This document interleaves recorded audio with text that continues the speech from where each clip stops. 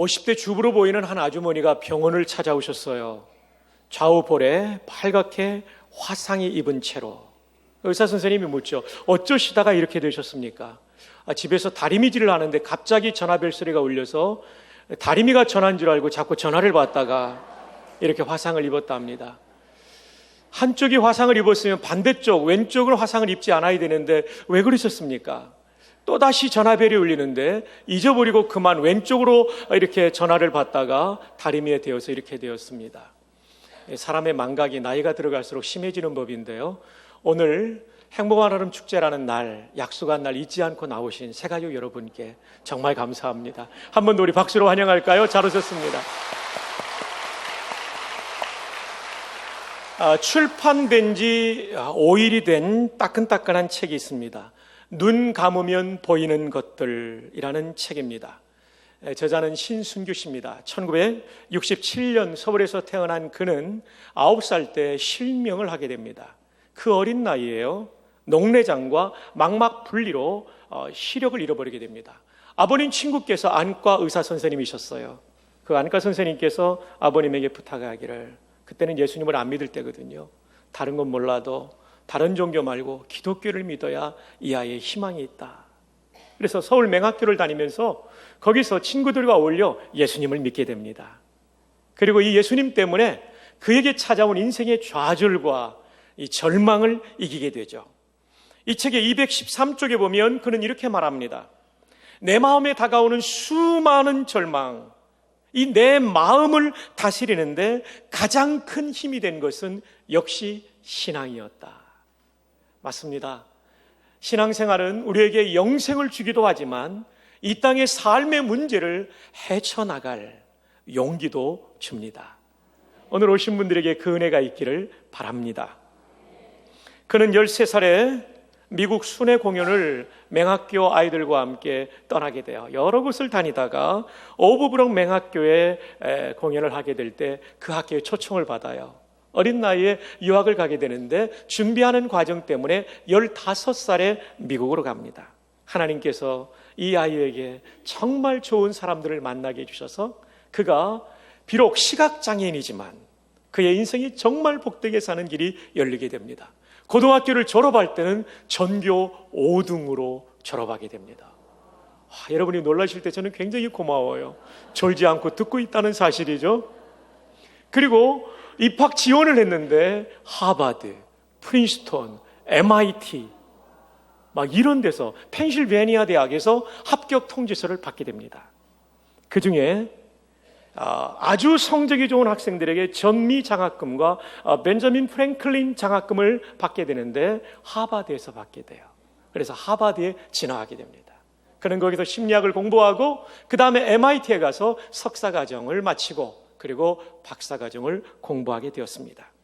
그러는 가운데 그는 세계 최초의 시각장애인 공인재무분석사 CFA라는 자격증을 얻게 되고요. 놀랍게도 미 월가의 세계적인 투자은행인 브라운 브라더스 해리먼에서 일하는 애널리스트가 됩니다. 시각장애인은 처음으로. 그리고 그가 받은 사랑을 돌려주기 위하여 시각장애인들과 난독증 학생들은 책을 읽을 수 없으니까 녹음으로 만든 교재를 보급하는 러닝 얼라이의 이사가 되었고, 자기도 어려운 시절이 있었는데 한국 보육원에 있는 학생들이 미국 유학을 할 수 있는 길을 열어주는 그런 단체를 만들게 됩니다. 그 단체의 이름이 뭐냐면요, 야나입니다. 영어의 줄임말인데요, You are not alone. 너는 혼자가 아니야. 하나님이 계시고 하나님을 믿는 사람들이 너를 도와줄 거야. 야나의 이사장이 되어서 수많은 사람들에게 희망을 나눠주는 멋진 인생을 살아가고 있습니다. 사랑하는 여러분, 우리가 하나님을 만나면 이런 놀라운 역사가 일어나게 됩니다. 김장한 목사님이 그런 얘기했습니다. 사람이 사람을 만나면 역사가 일어나고 사람이 하나님을 만나면 기적이 일어난다. 오늘 이 자리에 나오신 모든 분들이 하나님을 만남으로 우리의 인생에 기적이 일어나기를 주님의 이름으로 축복합니다. 성경을 보시면 오늘 본문이 한 절입니다. 에베소 2장 8절에 너희는 그 은혜에 의하여 믿음으로 말미암아 구원을 받았으니 이것은 너희에게서 난 것이 아니요 하나님의 선물이라. 이 짧은 한 구절에 핵심 단어 4개가 들어가 있습니다. 은혜, 믿음, 구원, 선물. 오늘은 이 네 개의 핵심 단어, 키워드를 중심으로 말씀을 드리겠습니다. 먼저 우리가 살펴볼 단어, 키워드는 구원이라는 단어입니다. 본문을 다시 보시면 너희는 그 은혜에 의하여 믿음으로 말미암아 구원을 받았으니, 성경이 말하는 구원은 도대체 무엇일까요? 구원하다는 동사 소조라는 동사의 뜻은 무슨 뜻일까요? 사전을 찾아보면 첫 번째로는 구조하다, rescue. 우리가 물에 빠져가는 사람을 구조할 때 rescue라고 그러죠. 그 사람 구조하는 거죠. 그리고 해방시키다, liberate라는 단어입니다. 그다음 두 번째로는 영원한 죽음에서 구조하다. 세 번째로는 악한 영의 소유에서 해방하다. 이런 뜻을 가지고 있습니다. 자, 그렇다면 구원이라는 동사가 구조하다라는 기본적인 뜻을 가지고 있다면 도대체 무엇으로부터의 구조를 말할 것일까요? 한마디로 말하면 죽음으로부터의 구조입니다. 그런데 이 죽음은 세상이 생각하는 그 정도의 죽음이 아닙니다. 세상은 죽음하면 신체적인 죽음만을 말하지만 성경은 죽음의 세 가지 종류가 있다고 말합니다. 한번 따라해 볼까요? 성경에는 세 가지 종류의 죽음이 나온다. 이 세 가지 종류의 죽음을 이해하기 위해서는 죽음이라는 것이 도대체 본질적으로 뭔가, 죽음의 본질을 이해해야 됩니다. 그것은 신약성에 기록된 그리스말 속에 담겨 있는데, 그리스말로 죽음이라는 단어가 타나토스입니다. 한번 따라해 볼까요? 타나토스. 이 단어의 뜻은 분리라는 뜻을 가지고 있습니다. 죽음의 본질은 분리입니다. 분리라는 본질을 가지고 여러분이 제 말씀을 들을 때 오늘 죽음이 뭔가, 죽음의 종류에 대해서 분명하게 이해하게 될 것입니다. 성경이 말하는 죽음에는 세 가지가 있습니다. 첫 번째는 영적 죽음, 두 번째는 신체적 죽음, 세 번째는 영원한 죽음인데, 먼저는 영적 죽음입니다. 영적 죽음은 어떤 죽음이냐면, 우리가 예수님 믿기 전에 하나님과 분리된 것, 하나님과의 관계가 분리되어 있는 상태가 영적 죽음입니다. 그래서 하나님과 교통할 수 없고, 하나님과 교류할 수 없고, 하나님의 뜻을 알 수도 없고, 하나님이 주시는 생명을 누릴 수도 없는 상태가 영적 죽음의 상태입니다. 그러나 예수를 믿을 때 이 영적 죽음에서 살아나게 되죠. 관계가 회복돼요. 영적 죽음은 관계의 단절, 하나님과 우리의 관계의 단절을 말합니다. 에베소 2장 1절이 설명해 주고 있습니다. 그는, 여기서 말하는 그는 예수님을 가리킵니다. 예수님은 허물과 죄로 죽었던 너희를 살리셨도다. 예수 믿기 전에도 심장은 뛰고 있었어요. 우리는 신체적으로는 살아 있었어요. 그러나 하나님과의 관계적으로는 분리된 영적 죽음의 상태에 있었던 거죠. 그리고 영어 성경은 you are가 아닙니다. 현재형 비동사가 아니라 you were, 과거형 비동사, dead, 죽었다는 것이죠. You were dead. 그렇습니다, 여러분. 예수를 믿기 전까지 우리는 하나님과 관계적 차원에서 분리된 죽은 사람들이었습니다. 이것을 영적 죽음이라고 말합니다. 예수를 믿을 때 살아나죠. 두 번째 죽음은 신체적 죽음입니다. 일반적으로 우리가 말하는 죽음이죠. 오늘 광고가 된 두 어르신의 죽음, 이것은 신체적 죽음을 말합니다. 하나님께서 우리의 생명을 거두실 때 몸과 영혼이 어떻게 되는 거예요? 분리되는 거예요. 역시 이 죽음도 분리라는 기본 개념을 가지고 이해할 수 있는 것입니다. 우리 모두는 언젠가 다 죽습니다. 그 순간 우리의 몸과 영혼이 분리되게 되죠. 분리된 영혼은, 예수 믿는 사람은 죽자마자 천국 가지만 믿지 않는 사람의 영혼은 죽자마자 지옥 가게 됩니다. 그리고 몸은 이 땅에서 분해가 이루어지게 되죠. 화장이든 매장이든 수장이든 분해가 이루어지게 되죠. 근데 놀라운 것은 예수님 다시 오실 때 성도들은 천국 가는 부활의 몸을 주시고 불신자들은 지옥 가는 부활의 몸을 입게 된다라고 말합니다.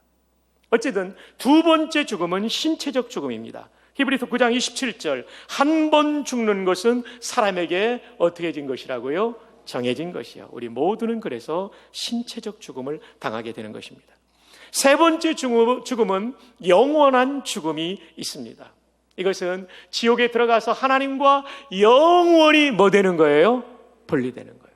지옥 가면 다시는 하나님과 소통할 수 있는, 그리고 하나님께서 베풀어 주시는 생명을 누릴 수 있는 구원의 길이 완전히 끝나버린 거예요. 우리가 왜 사랑하는 사람들을 이 자리에 모시고 오려고 애를 씁니까? 다른 것이 아니라 영원한 죽음인 지옥에 들어가지 않게 하기 위하여. 신체적 죽음이 이루어진 다음에는 구원의 길이 없기 때문에, 살아계실 때 전도했기 때문에 우리가 이 자리에 모시고 온 것입니다.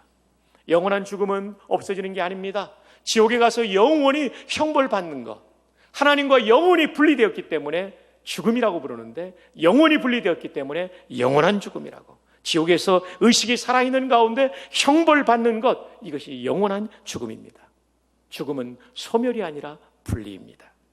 자, 요한계시록 20장 14절에 오면 사망과 음부도 불못에 던져지니 이것은 둘째 사망 곧 불못이라. 누구든지 생명책에 기록되지 못한 자는 어디에 던져지더라? 불못에, 지옥에 던져지더라. 생명책은 구원받은 사람이 이름이 기록된 호적과 같아요. 여기 이름이 없다는 얘기는 구원받지 못했다는 얘기예요. 이 사람은 불못에 들어갔다. 이것을 또 다른 말로는 순서적으로는 세 번째 죽음이지만 신체적 죽음부터 계산하면 둘째 죽음이라고 요한계시록은 말해주고 있죠. 어쨌든 우리가 구원받는다고 할 때 이 세 가지 죽음에서 다 구조받아야 진짜 구원입니다. 이 세 가지 죽음에서 다 구조받아야 진짜 구원입니다. 아멘입니까? 이 셋 중에 하나만 빠져도 온전한 구원이 아니에요. 그런데 이 구원은 오직 예수 그리스도만이 주실 수 있는 것이죠. 어떻게 해요? 첫 번째, 영적 죽음에서의 구원을 설명드립니다. 하나님과 단절된 우리를 화해시킨 것은 예수님의 십자가입니다. 성경은 이렇게 말합니다. 로마서 5장 10절, 곧 우리가 원수 되었을 때에, 죄 때문에 하나님과 원수 되었을 때에 그의 아들의 죽으심으로 말미암아 하나님과 어떻게 되었다고요? 화목하게 되었은지. 예수님이 우리의 죄값을 다 치렀기 때문에 하나님과 화목되었어요. 관계가 끊어졌던 것이 이어지게 되었어요. 그래서 예수 믿을 때 영적 죽음에서 회복되게 되고 구원받게 되는 줄로 믿습니다. 계속해서 성경을 보시면 화목하게 된 자로서는 더욱 그의 살아나심으로 말미암아 뭐를 받을 것이니라? 구원을 받을 것이니라. 맞습니다. 십자가에 달리사 우리의 죄값을 다 치러주신 예수님의 그 대속의 피 때문에 우리는 하나님과의 끊어졌던 관계가 이어지는, 영적 죽음에서 살아나는 놀라운 은혜를 받은 줄로 믿습니다. 유명한 이어령 박사님은 소설로 떠나는 영성순례, 참 좋은 책입니다. 제가 작년에 읽었는데요, 이 책에 보니까 구 쪽에 이런 얘기를 써놔요. 이분이 최근에 예수님 믿었잖아요. 오랫동안 예수님을 거부하고 그랬던 분인데요, 예수님을 믿었어요. 요즘은 뭐 얼마나 하나님을 사랑하는지 몰라요. 그분은 이 책에 종교라는 단어를 이렇게 설명합니다. 종교란 뭐냐? 종교라는 religion이라는 영어 단어는 다시 re라는 단어와 있다, 리가레라는 단어를 합성한 단어가 종교라는 단어, 영어의 religion이다. 따라서 종교는 뭐냐면 끊긴 것을 이어주는 것이 종교다. 근데 이 끊긴 것을 이어주는 것, 창조주 하나님과 인간 관계를 이어주는 유일한 중보자는 예수님밖에 없다. 참된 종교는 하나님과 인간을 이어주는 것이 참된 종교다. 오늘 기도하신 우리 김 장로님의 기도 가운데도 있었지만 그분이 우리의 구원의 길이 되십니다. 예수님은 친히 이렇게 말씀하셨습니다. 내가 곧 길이요 나로 말미암지 않고는 아버지께로 올 자가 없느니라. 그분만이 릴리전, 하나님과 우리를 이어주는 다리가 되시고 중보가 되시는 거예요. 십자가에 달리신 그분만이 하나님과 나를 화해시키고 나의 잘못을 뉘우치며 하나님 앞에 나아갈 때 끊어졌던 관계를 이어주는, 영적 죽음에서 우리를 살려주는 놀라운 역사가 일어나는 줄로 믿으시기를 바랍니다. 자, 영적 죽음에서의 구원, 십자가가 이룹니다. 두 번째, 신체적 죽음에서의 구원. 자, 우리 몸이 다 죽고 나면 다 흙으로 돌아가게 되죠. 또는 바닷속에서 또는 불 속에서 다 사라지게 될 것입니다. 그러나 여러분, 우리에게는 소망이 있습니다. 이 신체가 분해된 다음에도 예수님께서 재림하실 때에 재창조의 능력으로 우리의 죽은 몸을 다시 살려주시는 부활의 날이 있음을 믿으시기를 바랍니다. 그냥 이 정도의 몸으로 살아나는 거 아닙니다. 완전한 몸, 다시는 죄짓지 않는 몸, 그리고 건강한 몸으로 다시 살아나는 거예요. 놀라운 부활의 날이 우리에게 있는 것이죠. 바울 사도는 고린도전서 15장에 이렇게 말합니다. 51절에 보라, 내가 너희에게 비밀을 말하노니 우리가 다 잠잘 것이 아니요 마지막 나팔의 순식간에 호련히 다 변화되리니 나팔 소리가 나매 죽은 자들이 썩지 아니할 것으로 뭐하고요? 다시 살아나고 다시 붙자에 살 활자. 죽은 자들이 썩지 않는 몸, 시들지 않는 몸으로 다시 부활하게 된다고요. 사랑하는 여러분, 신체적 죽음으로부터 승리하는 날이 있다는 것을 믿으시기를 바랍니다. 제가 알기로는 타종교에는 이런 부활이 없어요. 이런 부활로 말미암은 신체적 죽음을 이길 수 있는 구조가 없다면 진짜 구원의 도가 아닙니다. 신체적 죽음까지, 거기에서부터까지 구조해야만 진짜 구원의 진리가 되는 줄로 믿습니다. 디모데후서 1장 9절에 그래서 이렇게 말합니다. 하나님이 우리를 구원하셨어요. 거룩하신 소명으로 부르심은 우리를 구원하기 위해서 불렀대요. 오늘 오신 분들 다 하나님 부르신 거예요. 우리의 행위대로 하심이 아니요, 우리가 선행을 쌓고 업적을 쌓아서 구원받은 것이 아니요, 오직 자기의 뜻, 하나님의 뜻과 영원전부터 그리스도 예수 안에서, 누구 안에서? 예수 안에서 우리에게 뭐 하신? 주신 뭐대로 하심이라? 은혜대로 하심이에요. 자력 구원이 아니라 은혜로 말미암은 구원입니다. 믿으시면 아멘. 은혜. 두 번째 키워드입니다. 이것은 받을 자격 없는 인간에게 베푸신 하나님의 호의, 그건 독생자를 주신 하나님의 사랑을 말합니다. 이제 세 번째 키워드는 믿음입니다. 믿음이란 무엇일까요? 믿음은 먼저 믿음의 대상은 하나님의 살아계심을 믿는 것입니다. 히브리서 11장 6절 다 함께 읽어봅시다. 시작. 믿음이 없이는 하나님을 기쁘시게 하지 못하나니 하나님께 나아가는 자는 반드시 그가 계신 것과 또한 그가 자기를 찾는 자들에게 상 주시는 이심을 믿어야 할지니라. 우리 하나님께 나갈 때 그분이 살아계신 거 믿고 그분 상 주시는 분이에요. 구원의 은혜도 주실 뿐만 아니라 상을 주세요. 신순규 씨의 생애를 그렇게 복된 인생으로 만들어주세요. 저의 생애도 마찬가지예요. 제가 여러 번 말씀드렸잖아요. 저는 아버님 일찍 초등학교 3학년 때 돌아가셨는데 하나님이 저를 이렇게 복되게 인도하셨어요. 하나님은 상 주신 하나님이에요. 할렐루야. 예, 처음 오시면 할렐루야 하니까 놀라시는 분이 계시는데 하나님을 찬양한다는 뜻입니다. 또 믿음이란 뭐냐면 무엇을 믿어야 되냐면 복음을 믿는 거예요. 복음이 뭐냐면요, 어떤 역할을 하냐면 로마서 1장 16절에 내가 복음을 부끄러워하지 아니하노니 이 복음은 모든 믿는 자에게 뭐를 주신다고요? 구원을 주시는 하나님이에요. 그래서 여러분 복음을 믿어야 돼요. 그럼 복음의 내용이 뭡니까? 고린도전서 15장 3절에 오면 중반절에 성경대로 그리스도께서 우리 죄를 위하여 죽으시고 예수님의 십자가의 죽음으로 말미암아 우리가 영적 죽음에서 살아났습니다. 영원한 지옥의 죽음에서 살아난 줄로 믿습니다.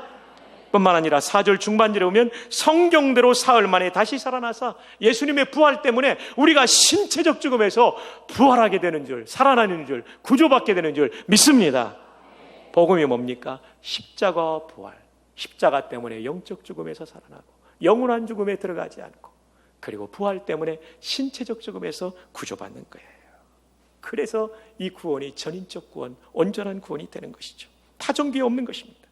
자, 그렇다면 마지막 네 번째 키워드 선물에 대해서 살펴봅시다. 첫 번째는 구원, 두 번째 은혜, 세 번째는 믿음, 네 번째는 선물입니다. 마지막입니다. 여러분 곧 끝납니다. 기대하십시오. 자, 에베소 2장 8절에 보면 구원을 받았으니 이것은 너희에게서 난 것이 아니요 하나님의 뭐라고요? 선물이라. 구원 하나님의 선물입니다. 은혜라는 말에도 선물이라는 뜻이 담겨 있는데 은혜는 선물을 주는 것이라고 한다면 여기서 말하는 선물, 헬라어로 도로는 선물 그 자체를 말합니다. 사랑하는 여러분, 하나님께서 우리에게 구원을 선물로 주셨어요. 여기서 굉장히 중요한 질문을 여러분에게 던집니다. 그럼 왜 하나님은 우리의 노력으로 우리가 구원받게 하지 않고 선물을 주심으로 구원받게 하셨을까? 이게 아주 중요한 질문입니다. 왜 선물을 주시는 방식으로 우리를 구원해 주셨을까? 왜냐하면 우리가 스스로 구원할 능력이 없기 때문입니다. 우리는 뼛속까지 죄인인 존재들입니다. 성경은 이렇게 말합니다. 예레미야 13장 23절에 구스인이 그의 피부를, 구스인은 에티오피아 사람을 말합니다. 쉽게 말하면 아프리카 흑인이 그의 피부를. 제가 어느 날 책을 읽었는데 흑인 아이가요, 백인처럼 되고 싶어서 모래로 피부를 피만 날 뿐 피부색은 바뀌지 않았어요. 제니라는 아이가 피부가 바뀌는 게 아니죠. 표범이 그의 반점을 변하게 할 수 있느냐? 불가능하죠. 할 수 있을진데 그 불가능한 일이 가능하다면 악에 익숙한 너희도 선을 행할 수 있으리라. 그만큼 우리는 죄성이 뿌리 깊이 박혀있는 존재들이라. 이 죄를 없애고 구원받는다는 것은 인간의 노력으로는 불가능한 것입니다. 그러므로 우리의 스스로 해결할 수 없기 때문에, 우리의 노력으로 안 되기 때문에 하나님께서 은혜로 선물로 우리에게 구원을 주신 것입니다. 어떤 설교자는 이 구원에 대해서 이렇게 말합니다. 세상에서 가장 비싼 공짜 선물. 우리는 공짜로 받았지만 하나님은 가장 비싼 대가를 지불하셨어요. 독생자 예수 그리스도의 생명을 던져서 우리를 구원해 주셨어요. 한번 따라해 볼까요? 세상에서 가장 비싼 공짜 선물. 하나님은 너무나 큰 대가를 지불하셨기 때문에 이 선물을 받는 사람을 반드시 구원해 주실 줄로 믿습니다. 구원해 주실 줄로 믿습니다. 고 김유곤 목사님, 저희 대학생 때 가슴에 불을 던졌던 어른이시죠. 이분의 그 명저 예수 칼럼에 보면 54쪽에 이런 얘기가 실려 있습니다. 성경의 독특한 사상 가운데 하나가 은혜라는 사상이다. 은혜로 구원받는다는 사상이다. 근데 우리는 이 은혜를 잘 받아들이지 못한다. 왜냐하면 우리는 성취하는 인생을 살고 있기 때문에. 고시에 합격하듯이, 금메달을 따듯이, 학위를 취득하듯이, 돌을 닦아 도통하듯이, 많은 돈을 지불하고 뭔가를 사듯이 내가 뭔가를 지불하고 사고, 내가 노력하고 사고, 노력해서 얻고 성취하고 획득하는 것에 익숙해진 우리는 은혜를 잘 깨닫지 못한다. 그런데 가만히 살펴보면 우리 인생의 진짜 소중한 것은 다 은혜로 받은 것이다. 여러분 생각해 보세요. 이 심장 돈 주고 산 사람이 있어요? 없죠. 하루에 20만 번 뛰는데. 우와, 저도 돈 주고 사지 않았습니다. 여러분의 이 눈, 이게 얼마나 소중합니까? 눈을 부모님한테 받을 때 돈 주고 산 사람이 있습니까? 없지요. 대단한 것입니다. 우리 몸, 이거 돈 주고 산 사람 없어요. 돈 주고 사라고 하면 살 사람이 한 명도 없습니다. 이 인체의 모든 것을 산다면요, 얼마나 비싸겠어요? 살 수 없으니까 선물로 주신 것입니다. 사랑하는 우리의 조국도, 우리의 부모님도, 형제도, 사랑하는 내 남편도, 내 아내도 선물로 주신 거예요. 저 하늘에 태양빛이 내리쬐이는 거, 이거 돈 주고 태양빛 쬐인다면 우리가 얼마나 힘들겠어요. 살 수 없죠. 그저 공짜로 주신 거예요. 맑은 공기를 마실 수 있는 거 공짜로 주신 거예요. 돈 내고 숨 쉬라고 한다면 진짜 우리 힘들 거예요. 지나간 수십 년 동안 돈 안 내고 공기 마셔왔잖아요. 김유곤 박사님 말합니다. 정말 소중한 것은 너무나 비싸기에 돈으로 살 수 없어서 하나님이 공짜로 주셨다. 이처럼 우리의 구원도 우리의 돈으로 살 수 없기 때문에, 우리의 노력으로 불과하기 때문에 하나님께서 선물로 주신 것이다.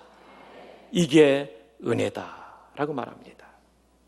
사랑하는 여러분, 세상에서 가장 좋은 선물, 모든 선물은 유통기한이 있습니다.